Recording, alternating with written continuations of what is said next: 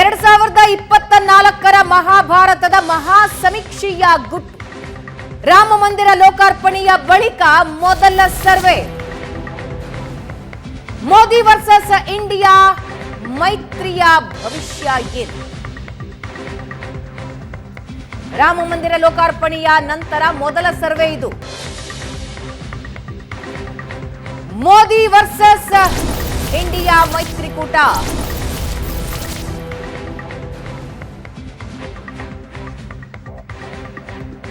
Times now ಹಾಗೂ India ಟುಡೆಯ ಸಮೀಕ್ಷೆಯ ರಹಸ್ಯ. ಎರಡು ಸಮೀಕ್ಷೆಯಲ್ಲಿ ಎನ್ಡಿಎಗೆ ಎಷ್ಟು ಸ್ಥಾನ, ಐಎನ್ಡಿಎಗೆ ಎಷ್ಟು ಸ್ಥಾನ?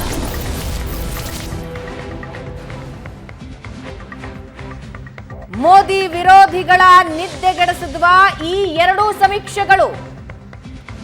ಈ ಎರಡು ಸಮೀಕ್ಷೆಯಲ್ಲಿ ಎನ್ಡಿಎಗೆ ಎಷ್ಟು ಸ್ಥಾನ ಸಿಗುತ್ತೆ, ಐಎನ್ಡಿಎಗೆ ಎಷ್ಟು ಸ್ಥಾನ?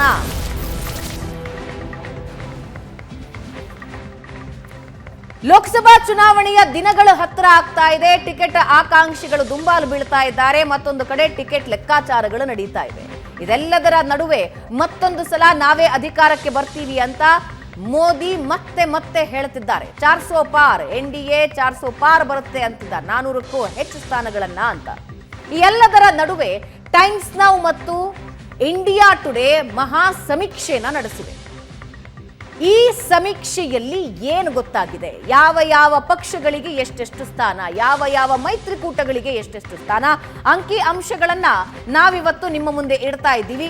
ಇದರ ವಿಶ್ಲೇಷಣೆಯನ್ನ ಪ್ರಶಾಂತ್ ನಾಥು ನೀಡ್ತಾ ಹೋಗ್ತಾರೆ. ನಿಮ್ಮೆಲ್ಲರಿಗೂ ಡೀಟೇಲ್ ಆಗಿ ಈ ಬಗ್ಗೆ ಮಾಹಿತಿ ನೀಡ್ತಾ ಹೋಗ್ತಾರೆ. ಹಾಗಾದ್ರೆ ಅಂಕಿ ಅಂಶಗಳು ಏನು ಹೇಳ್ತಾ ಇವೆ ಅನ್ನೋದನ್ನ ಡೀಟೇಲ್ ಆಗಿ ನಿಮಗೆ ಮಾಹಿತಿ ನೀಡ್ತಾ ಹೋಗ್ತೀವಿ. ಮೊದಲಿಗೆ ನಾವು ಟೈಮ್ಸ್ ನೌನ ಸಮೀಕ್ಷೆಯನ್ನ ನೋಡ್ತಾ ಇದ್ದೀವಿ. ಮಹಾಭಾರತ 2024 ಮಹಾ ಸಮೀಕ್ಷೆ ಏನು ಹೇಳ್ತಾ ಇದೆ? ಸಮೀಕ್ಷೆಯ ಪ್ರಕಾರ, ಟೈಮ್ಸ್ ನೌನ ಸಮೀಕ್ಷೆಯ ಪ್ರಕಾರ ಎನ್ಡಿಎ 366 ಸ್ಥಾನಗಳನ್ನ ಪಡೆಯುತ್ತೆ. ಐಎನ್ಡಿಎ ಕೂಟ 104 ಸ್ಥಾನ ಪಡೆಯುತ್ತೆ. ಇತರರು ಪಡೆಯೋ ಸ್ಥಾನ 73 ಸ್ಥಾನ. 400 ಪಾರ್ ಅಂತ ಮೋದಿ ಹೇಳಿದ್ರು. 400ಕ್ಕೂ ಹೆಚ್ಚು ಸ್ಥಾನಗಳನ್ನ ಎನ್ಡಿಎ ಕೂಟ ಪಡೆದುಕೊಳ್ಳುತ್ತೆ ಈ ಬಾರಿ ಅಂತ ಸಮೀಕ್ಷೆಯ ಪ್ರಕಾರ, ಟೈಮ್ಸ್ ನೌ ಸಮೀಕ್ಷೆಯ ಪ್ರಕಾರ 366 ಸ್ಥಾನ ಪಡೆಯುತ್ತೆ. ಐಎನ್ಡಿಎ ಕೂಟ ದೊಡ್ಡ ಮಟ್ಟಕ್ಕೆ ಮೋದಿ ವಿರುದ್ಧ ಗೆಲುವು ಸಾಧಿಸಬೇಕು ಅಂತ ಕೂಟ ಮಾಡಿಕೊಂಡ್ರು, ಮೈತ್ರಿಕೂಟ ಮಾಡಿಕೊಂಡ್ರು. ಅದಾದ ಮೇಲೆ ಬಹಳಷ್ಟು ಬದಲಾವಣೆಗಳಾಯಿತು, ಜಗಳಗಳಾಯಿತು. ಇವೆಲ್ಲದರ ಇಫೆಕ್ಟ್ ಲೋಕಸಭೆಯ ಮೇಲೆ ಬೀಳುತ್ತಾ 104 ಸ್ಥಾನಕ್ಕಷ್ಟೇ ತೃಪ್ತಿ ಪಡ್ಕೊಳ್ಳೋ ಸಾಧ್ಯತೆ ಇದೆ. ಅಂದ್ರೆ ಈ ಕ್ಷಣಕ್ಕೆ ಎಲೆಕ್ಷನ್ ನಡೆದ್ರೆ ಜನರ ನಾಡಿ ಮಿಡಿತ ಏನು ಅನ್ನೋದನ್ನ ಈ ಸರ್ವೆ ಹೇಳ್ತಾ ಇದೆ. ವೋಟ್ ಶೇರ್ ಹೇಗಿರುತ್ತೆ ಅನ್ನೋದನ್ನ ನೀವು ನೋಡ್ತಾ ಇದ್ದೀರಾ. 366 ಸ್ಥಾನಗಳು, ಎನ್ಡಿಎ 41.8 ವೋಟ್ ಶೇರ್ ಅನ್ನ ಪಡ್ಕೊಳ್ಳುತ್ತೆ.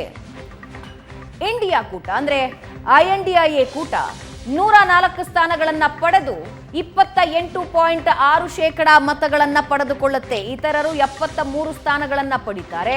ಆದರೆ 29.6% ಮತದಾನವನ್ನ ಪಡೆದುಕೊಳ್ತಾರೆ ಅನ್ನೋದು ಟೈಮ್ಸ್ ನೌನ ಮಹಾ ಸಮೀಕ್ಷೆ ಹೇಳ್ತಾ ಇರುವಂತಹ ವಿಷಯ. ಮೋದಿ ಮಣಿಸೋದಕ್ಕೆ ಐಎನ್ಡಿಎ ಮೈತ್ರಿಕೂಟ ಮಾಡಿಕೊಳ್ಳಾಯ್ತು. ಶತಾಯಗತಾಯ ಈ ಬಾರಿ ಮೋದಿ ಅಧಿಕಾರಕ್ಕೆ ಬರಬಾರದು ಅನ್ನೋದರ ಏಕೈಕ ಉದ್ದೇಶದೊಂದಿಗೆ ಐಎನ್ಡಿಎ ಮೈತ್ರಿಕೂಟದಲ್ಲಿ ಈ ಕ್ಷಣಕ್ಕೆ ಎಲೆಕ್ಷನ್ ನಡೆದ್ರೆ ಅವರು ಪಡೆದುಕೊಳ್ಳೋ ಒಟ್ಟು ಸೀಟುಗಳು 104. ಇತರರು ಅಂತ ಲೆಕ್ಕ ಹಾಕಿದ್ರು 73 ಸ್ಥಾನಗಳು. ಇನ್ನು ಇವೆರಡೂ ಸೇರಿಸಿದ್ರು ಕೂಡ 200ಕ್ಕಿಂತ ಕಡಿಮೆ. ಎನ್ಡಿಎ ಒಂದೇ 366 ಸ್ಥಾನಗಳನ್ನ ಪಡೆಯುತ್ತೆ ಅಂತ ಟೈಮ್ಸ್ ನೌನ ಮಹಾ ಸಮೀಕ್ಷೆ ಹೇಳ್ತಾ ಇದೆ. ಇಂಡಿಯಾ ಟುಡೇ ಸಮೀಕ್ಷೆನ ಕೂಡ ನಾವು ನಿಮ್ಮ ಮುಂದೆ ಇಡ್ತೀವಿ. ಪ್ರಶಾಂತ್, ಟೈಮ್ಸ್ ನೌನ ಮಹಾ ಸಮೀಕ್ಷೆನ ನಾವು ನೋಡ್ತಾ ಇದ್ದೀವಿ. ಸೊ ವರ್ಷಗಳು 2014, 2019, 2024. 24ರಲ್ಲಿ ನೀವು ಸಮೀಕ್ಷೆ ನೋಡ್ತಾ ಇದ್ದೀರಾ. 2014, 19ರ ರಿಸಲ್ಟ್ಸ್ ಅನ್ನ ನೀವು ನೋಡ್ತಾ ಇದ್ದೀರಾ. ಎನ್ಡಿಎ ಕೂಟ 2014ರಲ್ಲಿ 336 ಸ್ಥಾನಗಳನ್ನು ಪಡೆದಿತ್ತು. ಅದಕ್ಕಿಂತ ಹೆಚ್ಚು ಸ್ಥಾನ ಪಡೆದಿದ್ದು 2019ರಲ್ಲಿ 353 ಸ್ಥಾನ. ಇದಕ್ಕಿಂತ ಹೆಚ್ಚು ಪಡೆಯುತ್ತೆ ಅಂತ ಟೈಮ್ಸ್ ನೌನ ಸಮೀಕ್ಷೆ ಹೇಳ್ತಾ ಇದೆ 366 ಸ್ಥಾನಗಳನ್ನ ಪಡೆಯುತ್ತೆ ಅಂತ. 2014ರಲ್ಲಿ UPA 59 ಸ್ಥಾನ ಪಡೆದಿತ್ತು, 2019ರಲ್ಲಿ 91. ಈಗ INDIA ಮೈತ್ರಿಕೂಟ ಆಗಿದೆ, ಹೆಸರು ಬದಲಾಗಿದೆ, 104 ಸ್ಥಾನಗಳನ್ನ ಪಡೆಯುತ್ತೆ ಅಂತ ಟೈಮ್ಸ್ ನೌನ ಮಹಾ ಸಮೀಕ್ಷೆ ಹೇಳ್ತಾ ಇದೆ. ಇತರರು 2014ರಲ್ಲಿ ಪಡೆದಿದ್ದ ಸ್ಥಾನ 148, 2019ರಲ್ಲಿ ಪಡೆದಿದ್ದು 99, ಅದು ಡ್ರಾಪ್ ಆಗುತ್ತೆ, 73 ಸ್ಥಾನಕ್ಕೆ ಬರುತ್ತೆ. ಇತರರು ಅಂದ್ರೆ ಉಳಿದಂತಹ ಪಕ್ಷಗಳು, ಅವೆಲ್ಲವೂ ಸೇರಿ 73 ಸ್ಥಾನಗಳನ್ನ ಪಡೆಯುತ್ತೆ ಅಂತ. ಹಾಗಾದ್ರೆ ಇಂಡಿಯಾ ಟುಡೇ ಏನು ಸಮೀಕ್ಷೆ ಹೇಳ್ತಾ ಇದೆ? ಸೇಮ್ ಇದೆಯಾ, ಸಿಮಿಲರ್ ಇದೆಯಾ? ನೋಡ್ತಾ ಹೋಗೋಣ. 2024ರ ಚುನಾವಣೆ ಈ ಕ್ಷಣಕ್ಕೆ ನಡೆದ್ರೆ ಯಾವ ಸ್ಥಾನಗಳನ್ನ ಯಾವ ಪಕ್ಷಗಳು ಪಡೆಯುತ್ತೆ? ಇಂಡಿಯಾ ಟುಡೆಯ ಮಹಾ ಸಮೀಕ್ಷೆ ಇದು. 335 ಸ್ಥಾನಗಳನ್ನ NDA ಪಡ್ಕೊಳ್ಳುತ್ತೆ, INDIA 166 ಸ್ಥಾನಗಳನ್ನ ಪಡೆಯುತ್ತೆ, ಇತರರು 42 ಸ್ಥಾನ ಪಡೀತಾರೆ. NDA ಕೂಟ 18 ಸ್ಥಾನಗಳನ್ನ ಕಳೆದುಕೊಳ್ಳುತ್ತೆ ಈ ಬಾರಿ, ಆದ್ರೆ ಅಧಿಕಾರಕ್ಕೆ ಬರುತ್ತೆ. INDIA ಕೂಟ ಕಳೆದ ಬಾರಿ 70+ ಇತ್ತು, ಈಗ 166 ಸ್ಥಾನಗಳನ್ನ ಪಡೆಯುತ್ತೆ, 75 ಸ್ಥಾನಗಳನ್ನ ಹೆಚ್ಚು ಪಡ್ಕೊಳ್ಳುತ್ತೆ. ಇನ್ನು ಇತರರು 57 ಸ್ಥಾನಗಳನ್ನ ಕಳೆದುಕೊಂಡು 42 ಸ್ಥಾನಗಳನ್ನ ಪಡೆದುಕೊಳ್ತಾರೆ ಅಂತ ಇಂಡಿಯಾ ಟುಡೇ ಸಮೀಕ್ಷೆ ಹೇಳ್ತಾ ಇದೆ. ಟೈಮ್ಸ್ ನಾವು ನೋಡಿದ್ರಿ, ಇಂಡಿಯಾ ಟುಡೇ ಎರಡೂ ಸಮೀಕ್ಷೆಗಳನ್ನ ನೋಡಿದ್ರಿ. ಇನ್ನು ಪಾರ್ಟಿ ವೈಸ್ ನೋಡ್ತಾ ಹೋಗೋಣ. ಇಂಡಿಯಾ ಟುಡೆಯ ಮಹಾ ಸಮೀಕ್ಷೆಯಲ್ಲಿ ಯಾವ ಯಾವ ಪಾರ್ಟಿಗಳು ಎಷ್ಟು ಸ್ಥಾನ ಪಡೆಯುತ್ತವೆ ಅನ್ನೋದನ್ನ ತೋರಿಸ್ತಾ ಇದ್ದಾರೆ. ಬಿಜೆಪಿ ಏಕಾಂಗಿಯಾಗಿ 304 ಸ್ಥಾನಗಳನ್ನ ಪಡೆಯುತ್ತೆ ಅಂತ ಹೇಳ್ತಾ ಇದೆ. ಕಾಂಗ್ರೆಸ್ 71 ಸ್ಥಾನ ಪಡೆಯುತ್ತೆ, ಇತರರು 168 ಸ್ಥಾನಗಳನ್ನ ಪಡೆದುಕೊಳ್ತಾರೆ ಅಂತ ಇಂಡಿಯಾ ಟುಡೇ ಸಮೀಕ್ಷೆ ಹೇಳ್ತಾ ಇದೆ. ಬಿಜೆಪಿ 1 ಸ್ಥಾನ ಹೆಚ್ಚು ಪಡ್ಕೊಳ್ಳುತ್ತೆ, ಕಾಂಗ್ರೆಸ್ 71 ಸ್ಥಾನ ಪಡೆಯುತ್ತೆ, ಇತರರು 168 ಸ್ಥಾನಗಳನ್ನ ಪಡೆದುಕೊಳ್ತಾರೆ. ಎರಡೂ ಸಮೀಕ್ಷೆಗಳು ಹೇಳ್ತಾ ಇರೋದು ಮತ್ತೊಂದು ಸಲ ಮೋದಿ ಅಧಿಕಾರಕ್ಕೆ ಬರ್ತಾರೆ ಅಂತ. ಹಾಗಾದ್ರೆ ವೋಟ್ ಶೇರ್ಸ್ ಏನ್ ಹೇಳುತ್ತೆ? ಇಂಡಿಯಾ ಟುಡೆಯ ವೋಟ್ ಶೇರ್ಸ್ ಏನ್ ಹೇಳುತ್ತೆ? ಇಂಡಿಯಾ ಟುಡೆಯ ವೋಟ್ ಶೇರ್ ಪ್ರಕಾರ 44.4% NDA ಕೂಟ ಪಡೆದುಕೊಳ್ಳುತ್ತೆ, 38.3% INDIA ಕೂಟ ಪಡೆದುಕೊಳ್ಳುತ್ತೆ ಅನ್ನೋದನ್ನ ಇಂಡಿಯಾ ಟುಡೇ ಸಮೀಕ್ಷೆ ಹೇಳ್ತಾ ಇದೆ. ಎಸ್, ಎರಡೂ ಸಮೀಕ್ಷೆಗಳನ್ನ ನಾವು ನೋಡಿದ್ವಿ. ಇಂಡಿಯಾ ಮೈತ್ರಿಕೂಟ, INDIA ಮೈತ್ರಿಕೂಟ ಮತ್ತು NDA ಯಾವ ಯಾವ ಸ್ಥಾನಗಳನ್ನ ಪಡೆದುಕೊಳ್ಳುತ್ತೆ ಅಂತ ವೋಟ್ ಶೇರ್ಸ್ ಅನ್ನ ನಾವು ನೋಡಿದ್ವಿ. ಎರಡು ಮಹಾ ಸಮೀಕ್ಷೆಗಳನ್ನ, ಒಂದು ಟೈಮ್ಸ್ ನೌ, ಇನ್ನೊಂದು ಇಂಡಿಯಾ ಟುಡೇ. ಪ್ರಶಾಂತ್, ಎರಡೂ ಲೆಕ್ಕಾಚಾರಗಳನ್ನ ನಮ್ಮ ವೀಕ್ಷಕರಿಗೆ ಸ್ಕ್ರೀನ್ ನಲ್ಲಿ ಕೊಡ್ತಾ ಇದ್ದೀವಿ. ರಾಮ ಮಂದಿರ ಉದ್ಘಾಟನೆಯ ನಂತರದ ಸಮೀಕ್ಷೆ, ಪ್ರಧಾನಿ ಮೋದಿಯ ಕೊನೆಯ ಭಾಷಣದ ನಂತರದ ಸಮೀಕ್ಷೆ ಇವಾಗ ಜನರ ಮುಂದೆ ಬಂದಿರೋದು. ಏನು ಹೇಳ್ತಾ ಇದೆ ಸಮೀಕ್ಷೆ? ಅವರ ಎರಡು ಸಮೀಕ್ಷೆಗಳು ಕೂಡ, ಟೈಮ್ಸ್ ನೌ ಸಮೀಕ್ಷೆ ಇರ್ಬೋದು ಮತ್ತು ಇಂಡಿಯಾ ಟುಡೇ ಸಮೀಕ್ಷೆ, ಒಂದು ಟ್ರೆಂಡನ್ನು ಸ್ಪಷ್ಟವಾಗಿ ಅರ್ಥ ಮಾಡಿಕೊಂಡು ಆ ನಂಬರ್ಸನ್ನು ಪ್ರೊಜೆಕ್ಟ್ ಮಾಡ್ತಾ ಇವೆ. ಅದು ನರೇಂದ್ರ ಮೋದಿಯವರ ಜನಪ್ರಿಯತೆ ಕಡಿಮೆ ಆಗಿಲ್ಲ ಅಂತಕ್ಕಂಥದ್ದು ಎರಡೂ ಸಮೀಕ್ಷೆಗಳಲ್ಲಿ ಸ್ಪಷ್ಟವಾಗಿ ಗೊತ್ತಾಗ್ತದೆ. ನೋಡಿ, ಭಾರತದಲ್ಲಿ 3ನೇ ಬಾರಿ ಸರ್ಕಾರ ರಿಪೀಟ್ ಆಗಿದ್ದು ಬರೀ ಪಂಡಿತ್ ಜವಾಹರ್ಲಾಲ್ ನೆಹರು ಅವ್ರದ್ದು ಮಾತ್ರ.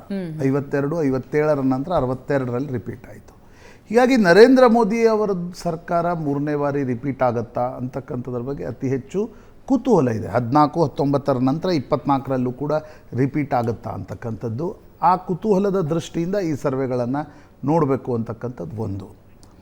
ಇನ್ನೊಂದು ಪ್ರಮುಖವಾಗಿ, ಈಗ ಇತರೆ ಮತ್ತು INDIA ಒಕ್ಕೂಟದಲ್ಲಿ ಇಂಟರ್ಚೇಂಜಬಿಲಿಟಿ ಇದೆ.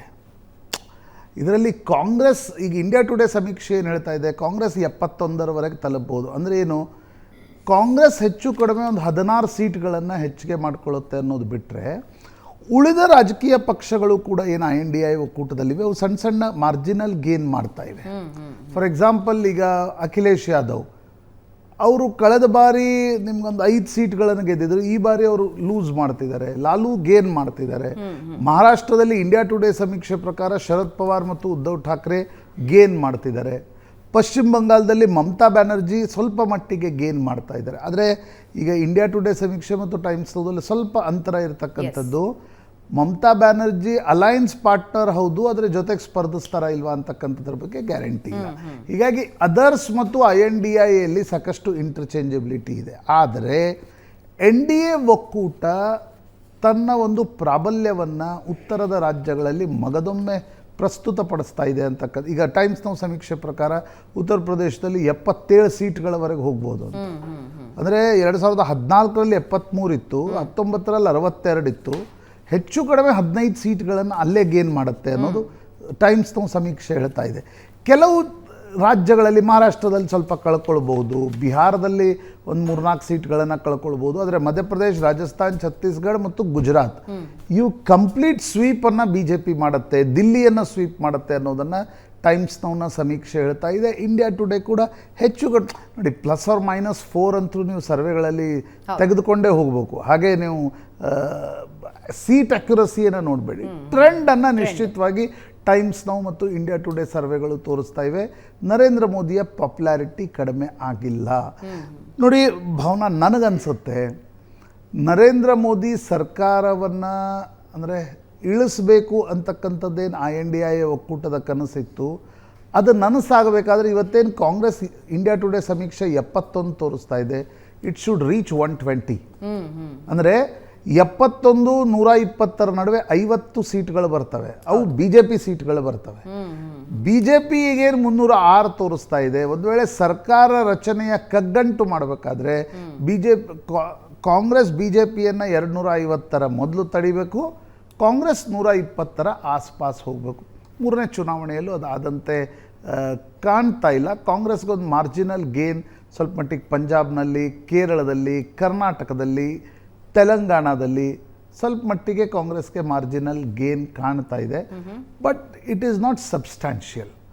ನಿಮ್ಗೆ ಅದು ಸಬ್ಸ್ಟ್ಯಾನ್ಷಿಯಲ್ ಆಗಬೇಕಂದ್ರೆ ಉತ್ತರದ ರಾಜ್ಯಗಳಲ್ಲಿ, ನಾನು ಹೇಳಿದೆಲ್ಲ, ಮಧ್ಯಪ್ರದೇಶ, ಛತ್ತೀಸ್ಗಢ, ರಾಜಸ್ಥಾನ್, ಗುಜರಾತ್, UP, ಇಲ್ಲಿ ನಿಮಗೆ ದೊಡ್ಡ ಮಟ್ಟದ ಗೇನ್ ಕಾಣಬಹುದು. ಒಂದೊಂದು ಚಿಕ್ಕ ಬ್ರೇಕ್ ಕಾಣ್ತಾ ಇಲ್ಲ. ತಗೊಂಡು ಬರೋಣ ಪ್ರಶಾಂತ್. ಎರಡೂ ಭಾಗದಲ್ಲಿ ಮಾತಾಡೋಣ. ಯಾವ ಭಾಗಗಳಲ್ಲಿ INDA ಮೈತ್ರಿಕೂಟ ಸ್ವಲ್ಪ ಪ್ರಬಲವಾಗಿ ಕಾಣಿಸ್ತಾ ಇದೆ, ಎಲ್ಲಿ BJP ವೀಕ್ ಆಗಿ ಕಾಣ್ತಾ ಇದೆ, NDA ಕೂಟ ವೀಕ್ ಆಗಿ ಕಾಣ್ತಾ ಇದೆ, ಎರಡು ಸರ್ವೆಗಳು ಏನು ಹೇಳ್ತಾವೆ ಮಾತಾಡೋಣ ಚಿಕ್ಕ ಬ್ರೇಕ್ ಆದ್ಮೇಲೆ.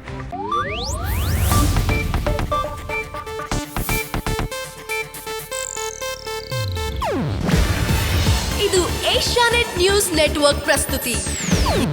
ನೀವು ನೋಡ್ತಿದ್ದೀರಾ ಏಷ್ಯಾನೆಟ್ ಸುವರ್ಣ ನ್ಯೂಸ್.